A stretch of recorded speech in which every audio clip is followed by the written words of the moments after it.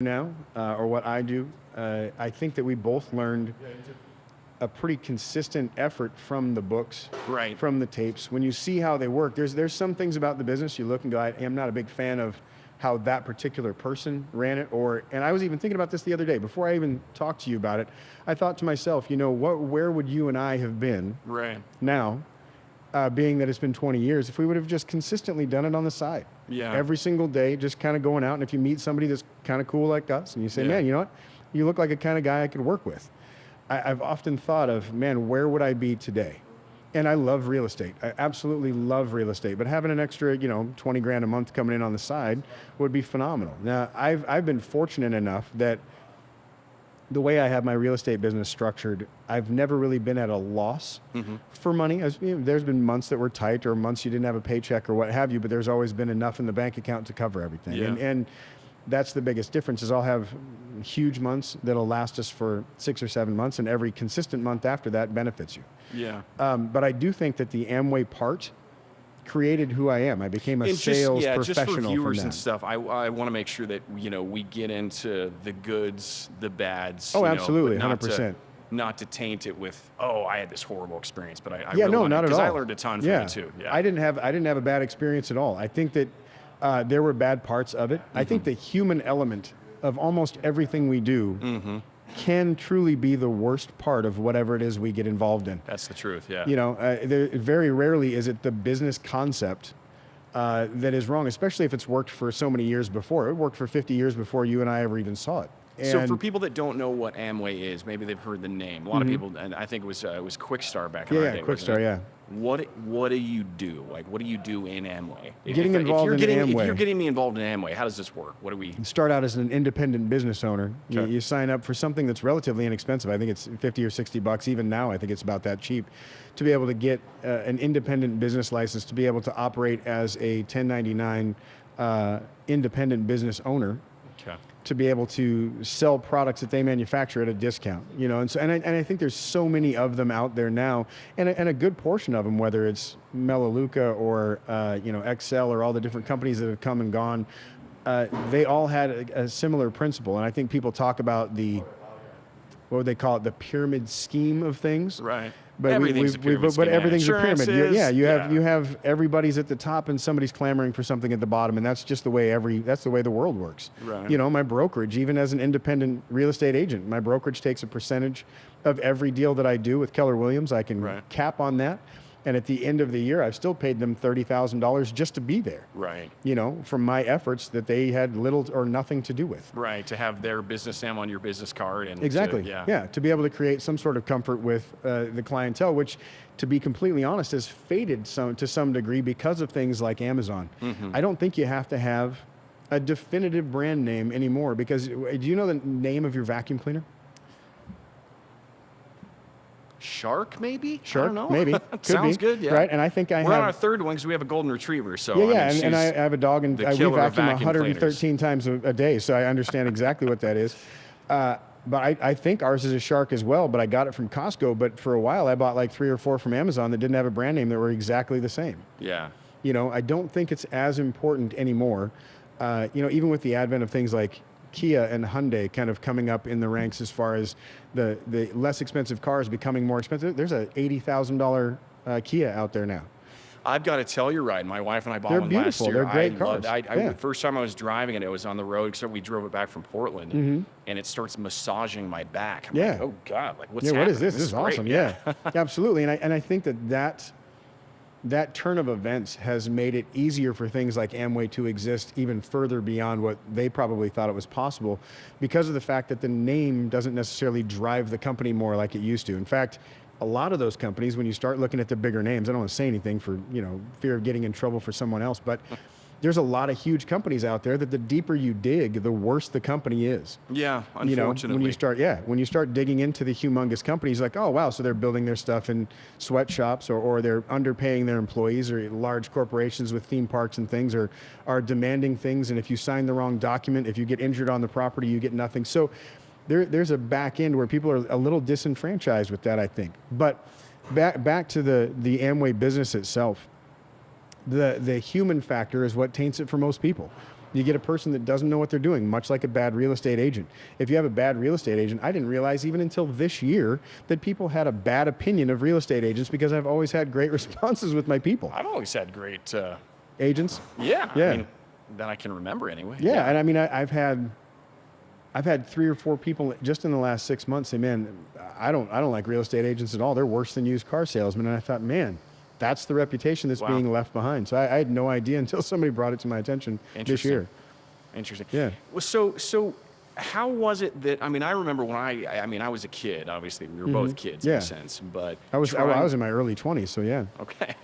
Trying to make that business work. I mean, obviously I would have, in hindsight, I would have probably needed to elevate the quality of people that I was approaching and trying to get into the business. I'm like, all right, I can't necessarily go talk to the guy that's spinning a sign on the corner. He's probably not going to be the most ideal person to get into Amway with me, but I tried building that thing for like 3 years and just could never really get any traction with it. I mean, I would talk to everybody. I'd have people avoid me in the grocery store. They'd see like, "Ooh, there he is. Let's get away." And it was like, and I think that that's part of the human element we're talking about, is because the teachers and coaches taught you to do that. Right. Go out and talk to everybody. Go out and say anything you possibly can about the Amway business to someone. And I think that might be a mistake. You know, the willingness to speak to anyone about anything can lead to a large group of people that don't know what they're talking about, that are frustrated or aggravated by the fact that you brought it up, because they're the same people that have already seen it 12 times. Now, you talk to a doctor, you talk to a dentist. Now I have that kind of influence. I could probably talk to higher end clientele, people that are more apt to starting a business. And there's several guys that I know personally that are not going to, excuse me, let me go back one step. They aren't enjoying their professions as much as they thought they would. Doctors, chiropractors, dentists that are looking for secondary or third or fourth incomes, whether it's rental properties or whether it's something like Amway. So those are the people that now at our age would get involved with us because of our influence and the type of people we are. And I'm seeing that more and more. I mean, especially just, here in Liberty Lake, we've got it's a small town, obviously. Rachel and I, we were pretty poor just even a handful of years ago. And I mentioned on a previous podcast that I wrote a book, Ice Creams for Winners. From food stamps and bankruptcy to becoming financially independent. But just seeing where we've gone over the last 10 years, and then seeing a lot of the people that we were friends with, a lot of the wives that weren't working are now, they're all working. And some of it maybe is, okay, well, their kids are older, they're not in the PTA anymore, they're just bored, whatever. But I think a lot of people are looking for ways to generate some side income, and it's. I think everybody.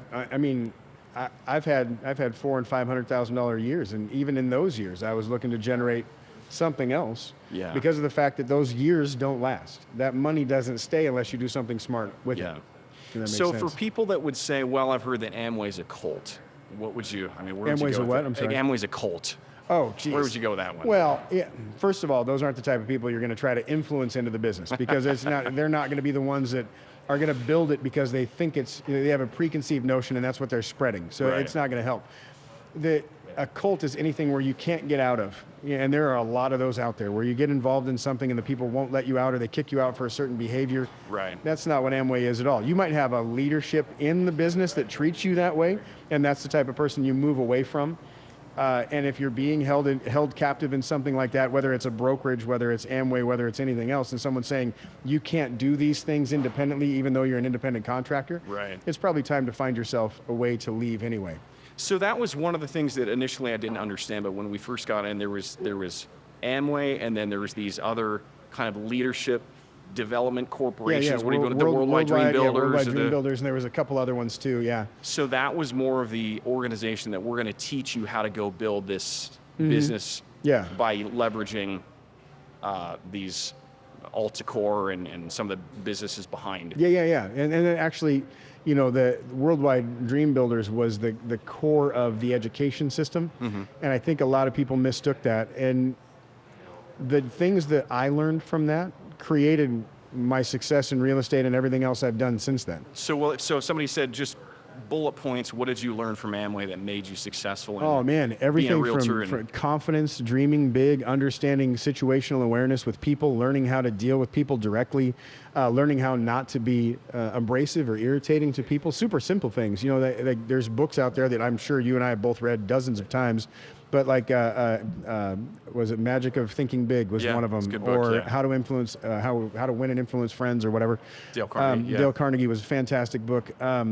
And they adapted that to the internet age as well, and how you can, you know, how to win friends and influence people. I've read it every year, or at least a snippet out of that 4 or 5 chapters over the last 20 years, at least once or twice a year, because there's things in that book that are so simple for people to understand, but I don't think we get enough exposure to it in the daily life. We don't go to school and learn how to deal with people. We don't go to school and learn how to divvy up our finances correctly or save correctly. And all of those little pieces to that puzzle, that not that Amway ever taught me how to invest, but it taught me how to be responsible. Right. I think the people part of it, when you were said that, it kind of made me remember a memory.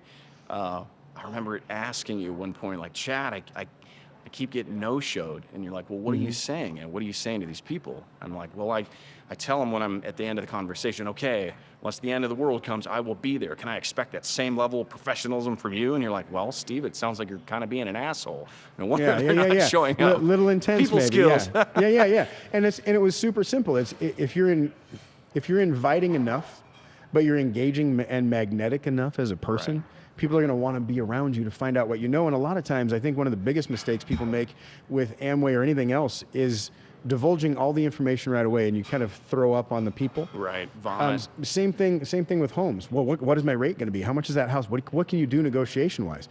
I'm a good negotiator. There's a reason why I've sold 300 homes in the last few years, is because of the ability to help those people. But if I divulge everything all at once, it's going to give them information overload. They won't be able to process. It's like drinking out of a fire hydrant. It is, absolutely. It just blows them out of the water. And they're like, man, that guy was way too much. And I'll be the first to admit that in my day in sales and in life in general, I have talked myself into and back out of a sale or back out of a situation where I could have had someone in the business or I could have sold a house by over-talking, overstating. And I think that was one of the things that we learned very, very early on in the Amway business. Yeah. I mean, there were a lot of, I remember that you said dreaming big, and I think that's pretty key, because I remember putting pictures on my refrigerator, like, you know, and I dream. I'm going to put a G6 up here. I'm going to put this freaking mansion up here, Ferraris, whatever. You still have a Ferrari? I sold it last year, but that was the yellow Ferrari that was on my dream board. And you're like, okay, bucket list. There it is. Great. Okay. Yep. And there was something very surreal about sitting in that front seat for the first time and looking at what you've been looking at on Gran Turismo on your dream board for 20 years. You know, and it was interesting because that was the car. And I went back and actually found the Road and Track magazine that had the yellow Ferrari 360 on the front, and I was like, oh my gosh, I was like, dude, that is my car if I ever get a chance. And I still to this day think that is the most beautiful car ever made, above everything else that's ever been out there. I love the dichotomy though, you know, the small bus with all the kids and then the fast yellow the Ferrari. Yes, absolutely. It's a date night car, so you get away fast enough. Yeah, you awesome. Have that. And so I have a Tesla that I drive as my daily driver, and I buy a car just about every year. So the Ferrari I had for a year and a half or so, and I had a Jaguar F-Type R before that, and RS7 and R8. I've had several different vehicles, but I buy them right and turn around and sell them in a year, and I ended up making money on the Ferrari. Yeah. Nice. Yeah. So if you do it right, you can save your capital, and it's kind of like a little savings account, and you just put that payment in monthly, and then at the end of the term, the only thing you really paid on that car was the interest, which is less than a Honda Civic. Right. That was pretty fun. And that's, I think one of the bugs that got me when we first met you and we sat down, I think we were at a Starbucks with my friend Kylie. He invited me, hey, you got to meet this guy, Chad. I think he gave me an XS, which, in fact, I just ordered. Energy drink, yeah. Oh, God, I love those things. Like liquid They're still crack. good, yeah, they're really good. I've got a gal that we order them from. She's kind of with our insurance group. So, and in fact, I texted her 2 days ago. I'm like, hey, do you have any XS on him? That's awesome. This is good. A bunch of B vitamins. But I think the bug that got me with seeing that presentation for the first time was the idea of this residual income. If I can do something and keep getting paid again and again and again, that was kind of what drew me in initially. I don't know what drew you in initially, but I think it was the residual income, but the ability to I really love people. I like getting out and talking to people and making things like that happen. And I don't have the luxury of that quite as much like I used to because of the amount of children that I do have. But when I get a chance to sit and speak with people, I always feel like I make an impact or can make an impact on people's lives. And that comes down to the same thing as, going and showing a house or a listing and someone that's in trouble or having issues or